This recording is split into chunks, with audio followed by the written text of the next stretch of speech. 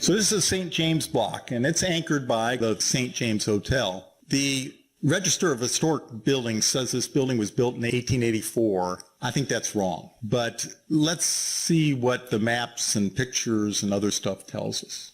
So here we have the Sanborn map from 1886. I'm pointing out two buildings there just so you can orient yourself. On the right-hand side is where the Art Guild is now. That was a grocery store. And on the left-hand side, by where Winfield Gardens is now, was another grocery and provision store. Now here's the bird's eye map, and what does it tell us? Well, number 4, which was again, that's like where the Art Guild is, that was the Haskins store, and 11, that was the Leahy Store. So again, let's see what we can find out about those buildings. So the Leahy Store, which is again the one where Winfield Gardens is, was a general store.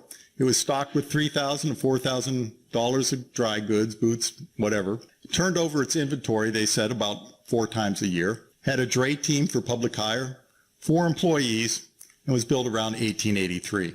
Now this is a picture of the Leahy building. Again, we're going back to that Downs picture. And the National Register says in its description of the Etzel building, says there was an identical building across the street.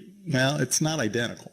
I don't even think it's very, very close, but that's what they say. And again, if you focus in on this picture, and probably still can't really see it real clear, it says in that semicircle above the circular window, Irwin Leahy. So we know that's Leahy's store, and I have no reason to believe that Mr. Downs wasn't very literal in his depiction of the street at that time. Here's a picture of the Leahy store, and it's the same one we had before with the snowplow. Here's that circular window with the semicircular on top. The front is the same.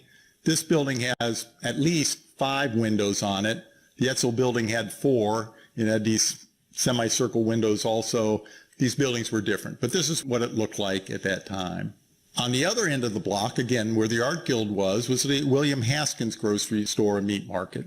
And according to the Industries of Bayfield, it was just built, and it supplies all kinds of fresh goods and stuff. There are 2 general grocery stores at each end of the block in 1883. So here's 1892. What's changed? Well, this here was the Haskins store. It's been expanded, or else there's a building put right next to it with another store, second store. These 3 stores have been added. I know nothing about these stores, I have to tell you. They're now where I think a tree is.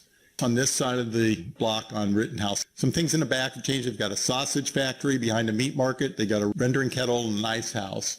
But there's been some growth in that area. And for our purposes of this talk, there's been a significant expansion of the size of what was the Haskins building.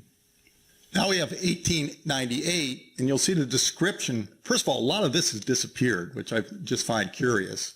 Those shops are gone. Well, for this building, it has now become the St. James Hotel. And you'll see that there's 2 parts of it marked there.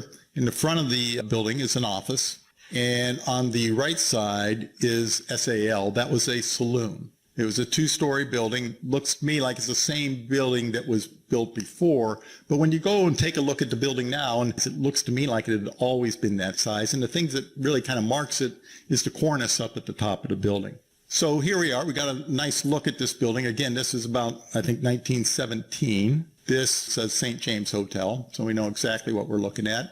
Here's the cornice that I think really distinguishes this building, because the windows, as we'll see, they've changed substantially over time. After it was a hotel, it became the Myers Drug Store. See it right there, and we see it there again on a street scene. And this is around 1940. It was associated with Walgreens at that time.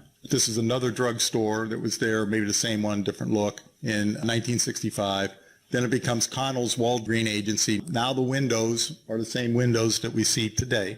So what was happening on the rest of the block? Okay, let's go back to the Sanborn maps, 1911. We've got some substantial buildings added. So we've got this one here. That's 2-story brick building. It says grocery and drugstore.